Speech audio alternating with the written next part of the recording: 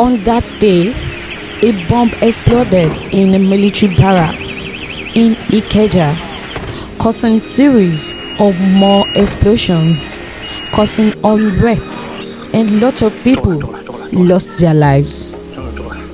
The explosion was held and felt 30 miles away, and the tremors collapsed homes and broke windows as many as 10 miles away. Welcome to Ikeja TV Nigeria.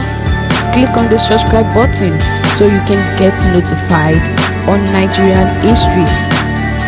This is the story of Ikeja bomb blast. The Lagos Armory explosion was the accidental detonation of a large stock of high explosive at a military storage facility in the city of Lagos, Nigeria, on 27th January 2002. The fire created by the debris from the explosion burnt down a large section of northern Lagos and created a panic that spread to other areas. As people fled the flames, many stumbled into a concealed canal and drowned.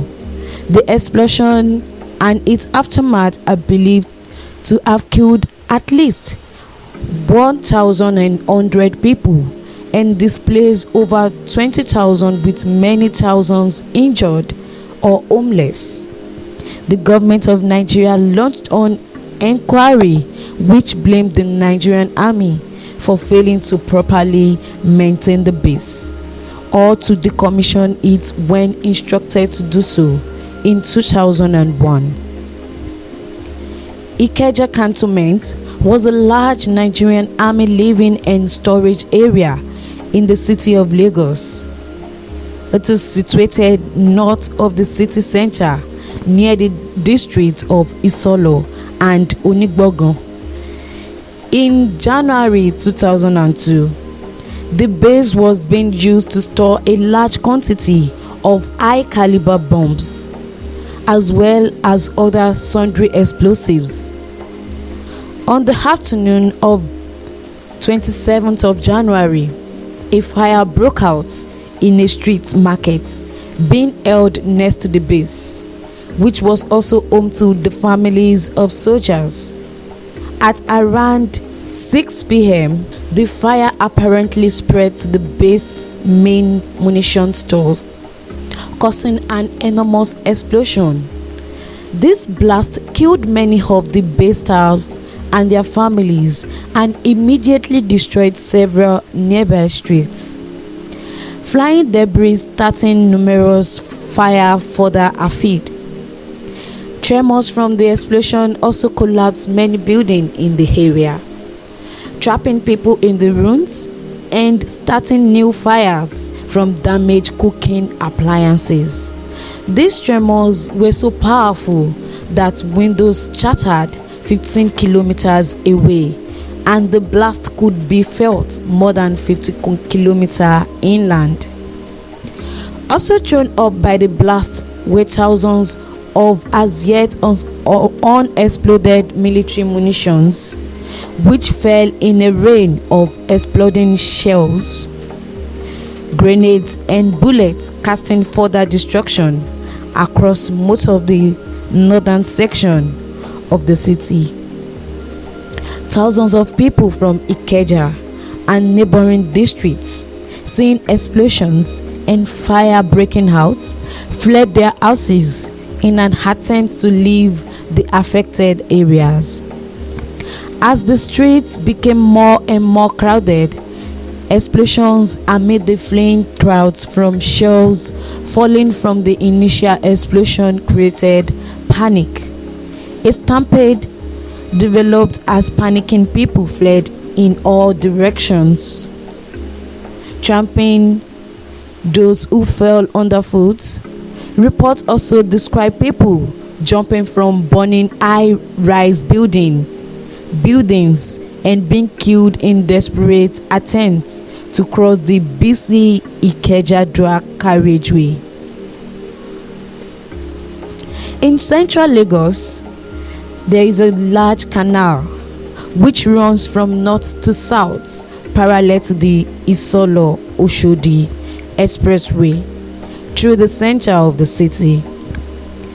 It borders a banana plantation which many refugees thought might be safe from the falling shells and spreading fires.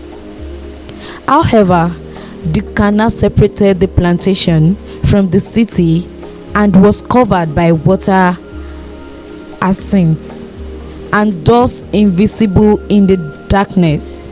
As the crowd surged towards the plantation, hundreds of panicking people fell into the water. Those on the bottom were crushed by yet more people falling into the waterway. And in the struggling confusion, at least 600 people were killed, many of them children. Many of these bodies drifted down the canal, some being found as far as 10 kilometers from the explosion. The affected areas of the city burned through most of the night, with explosion continuing to boil out of the wrecked Armory until the afternoon of 28th January. The emergency services were woefully inadequate to deal with the devastation, as there were not enough fire crews or water points available to cope with the fire, which consequently consumed large parts of the city's northern suburbs. City hospitals were also utterly overwhelmed, many injured, going for hours without any medical attention, even if they did manage to reach an undamaged medical facility. The military too, having suffered the loss of many of its Lagos-based personnel in the initial explosion, was not in a position to assume control of the city and did not appear in large numbers until late on January 28th. By the evening of January 28th, most of the fires were under control and people began returning to the city and attempting to find loved ones lost in the stampede. Many of the dead were children, separated from their families in the confusion and subsequently crushed in the crowds that filled the streets and canal. On top of the dead from the canal, several hundred people had died in the city itself, killed by falling munitions, trampled by the crowds, or trapped in the fires. The final death toll is hard to compute, although the Red Cross claimed that at least 1,000 bodies were recovered and a number of people were reported missing and never found. In addition to the dead, at least 5,000 people were injured in the disaster and over 12,000 left homeless, with entire districts of the city gutted. About 20,000 people had fled the city on the night of the explosion, and the survivors gradually returned over the course of the next week. The Nigerian president then, Olusegun Obasanjo, arrived in Ikeja on 28 January along with most senior city and national politicians. He publicly demanded answers from the military as to why such a huge ammunition dump was kept in such a poorly maintained and public location. It later emerged that a small explosion had occurred at the base the previous year, following which the army was advised by city officials to remove or modernize the armory, but took no action. On the evening of January 28th, George Emden, the commander of the Ikeja base, who had not been present during the explosion, issued a statement. On behalf of the military, we are sorry. This is an old ammunition depot with high caliber bombs. Some efforts were being made in the recent past to try to improve the storage facility, but this accident happened before the high authorities could do what was needed. This statement provoked fury from the people of Lagos, who claimed that the military was making excuses for their mistakes and that nothing would be done to improve safety at other neglected ammunition dumps, many of which have not been properly maintained since Nigeria gained democracy in 1999, following 20 years of military rule. There were widespread fears in the immediate aftermath of the explosion that it signified the beginning of a military coup, although the government later released a statement ruling out this possibility. Numerous relief agencies, including the Red Cross and Red Crescent, provided aid to the thousands of homeless and lost people in the weeks following the disaster, attempting to reunite at least 2,000 separated or displaced families.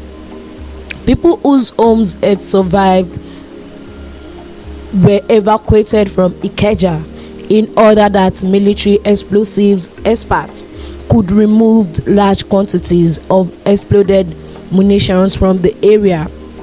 The evacuees and refugees were housed in temporary accommodation at the Ikeja Police College and the Abati Barracks, Yaba.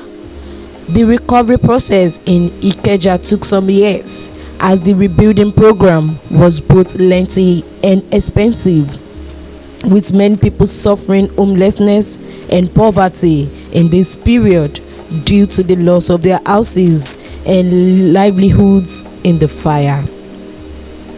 Don't forget to like, leave your comments down below, subscribe to this channel, and also share this video. This is Edu TV Nigeria.